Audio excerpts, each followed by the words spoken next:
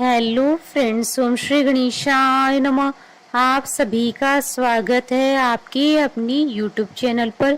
Friends, आज हम आपको इस वीडियो में बताने जा रहे हैं गणपति बप्पा के विसर्जन की डेढ़ दिन, तीसरे दिन, पांचवें दिन, सातवें दिन और अनंत चतुर्दशी की विसर्जन की शुभ मुहूर्त और विसर्जन की विधि और गणपति विसर्जन की कथा के बारे में। फ्रेंड्स, वीडियो शुरू करने से पहले आपसे रिक्वेस्ट है, अगर आप हमारे चैनल पर नए हैं और आपने अभी तक चैनल को सब्सक्राइब नहीं किया है तो प्लीज़ सब्सक्राइब कीजिएगा चैनल को, साथ ही प्रेस कीजिएगा बेल आइकन को, जिससे नए वीडियो से रिलेटेड नोटिफिकेशन आपको तुरंत प्राप्त हो सके। और वीडियो पसंद आने पर वीडियो को लाइक और शेयर जरूर कीजिएगा ताकि सभी भक्तों को इस वीडियो का लाभ प्राप्त हो सके। और कमेंट बॉक्स में ओम श्री गणेशाय नमः जरूर लिखिएगा। गणेशोत्सव गणेश चतुर्थी के दिन से शुरू होता है और इसकी समाप्ति अनंत चतुर्दशी के दिन गणपति विसर्जन के साथ होती है। चतुर्थी पर्व के दौरान हर उम्र के भक्त गणपति बापा की सेवा में लग जाते हैं और उनकी पूजा अर्चना करते हैं।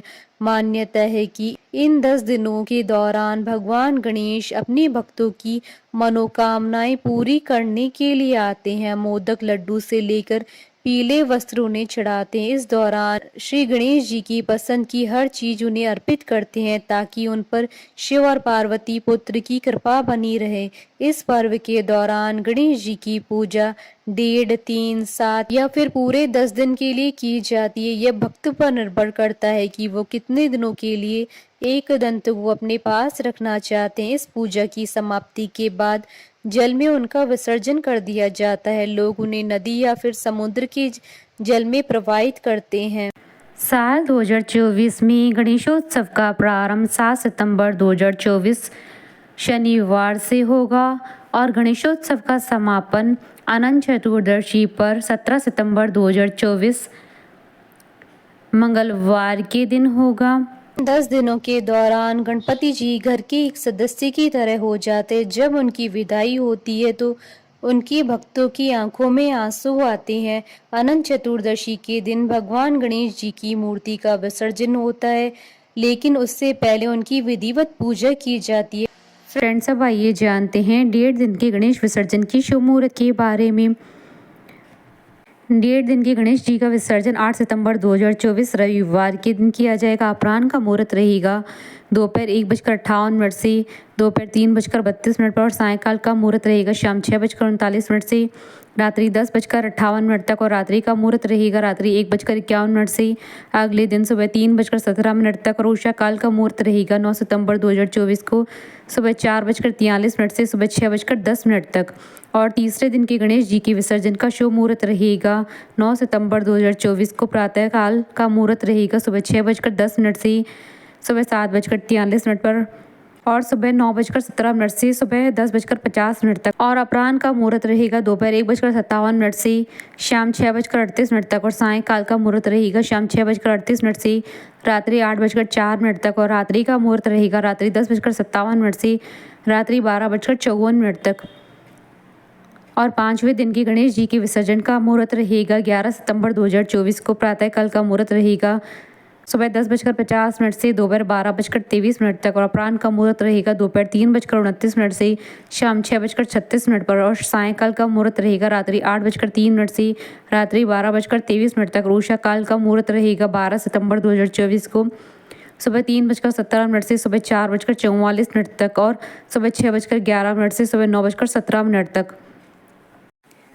और सातवें दिन के गणेश जी के विसर्जन का शुभ मुहूर्त रहेगा 13 सितंबर 2024 शुक्रवार के दिन प्रातःकाल का मुहूर्त रहेगा सुबह 6:11 से सुबह 10:50 तक और अपराह्न का मुहूर्त रहेगा दोपहर 12:22 से दोपहर 1:55 तक और शाम 5:01 से शाम 6:33 तक। और रात्रि का मुहूर्त रहेगा रात्रि 9:28 से रात्रि 10:55 तक और रात्रि 12:23 से अगले दिन सुबह 4:45 तक।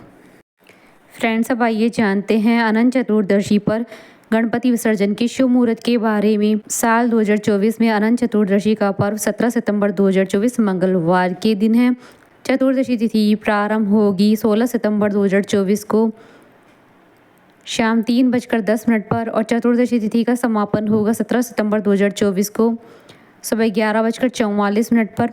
गणपति विसर्जन के लिए प्रातःकाल का मुहूर्त रहेगा सुबह 9:17 से दोपहर 1:53 तक और अपराह्न का मुहूर्त रहेगा दोपहर 3:25 से शाम 4:57 तक और सायंकाल का मुहूर्त रहेगा शाम 7:57 से रात्रि 9:25 तक और रात्रि का मुहूर्त रहेगा रात्रि 10:53 से अगले दिन सुबह 3:17 तक।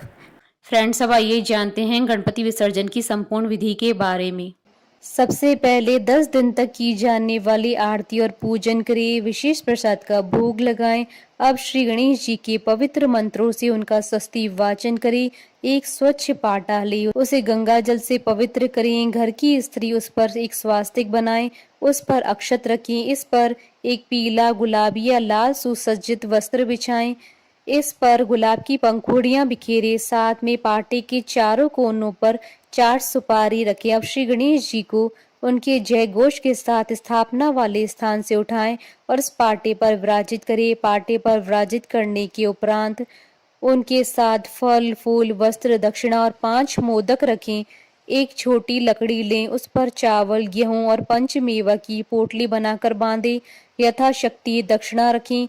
मान्यता है कि मार्ग में उन्हें किसी भी प्रकार की परेशानी का सामना न करना पड़े, इसलिए जैसे पुराने समय में घर से निकलते समय जो भी यात्रा के लिए तैयारी की जाती थी, वैसी ही श्री गणेश जी की विदाई के समय की जानी चाहिए।